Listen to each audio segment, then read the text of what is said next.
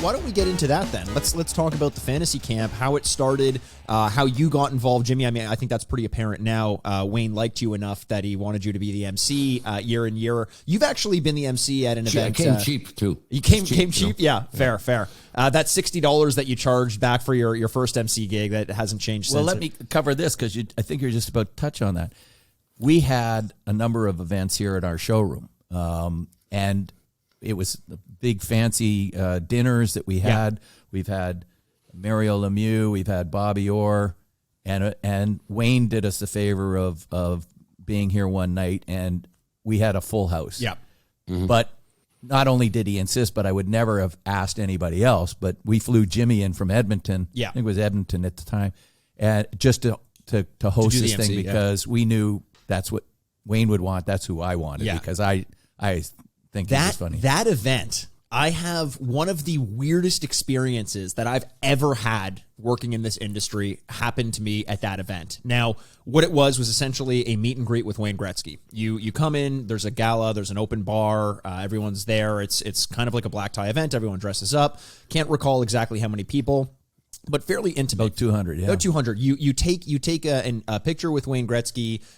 With all his trophies. With all of his trophies. Right. You go back. You have... What's that, sorry? No, I remember that. Yeah. With you go take the picture. You have dinner. There's a Q&A. You were involved in that as well. And by the end of the night, you have the picture of you and Wayne with the trophies framed. Great, right? As the night was winding down, I was sitting at the table beside Wayne's as I was helping put on the event, and Wayne's gone at this point. Most of the people have taken their frames and are going home. Someone walks up to Wayne Gretzky's table, and we're sitting there talking with a couple of people who are left. And he's like, "Oh, what? Wayne was sitting here, eh?" And we were like, "Yeah, Wayne. He was right there. We all saw him playing his day." He's like, "Oh, he's gone now." We're like, "Yeah, no, he took off." "Oh, okay. This was his chair."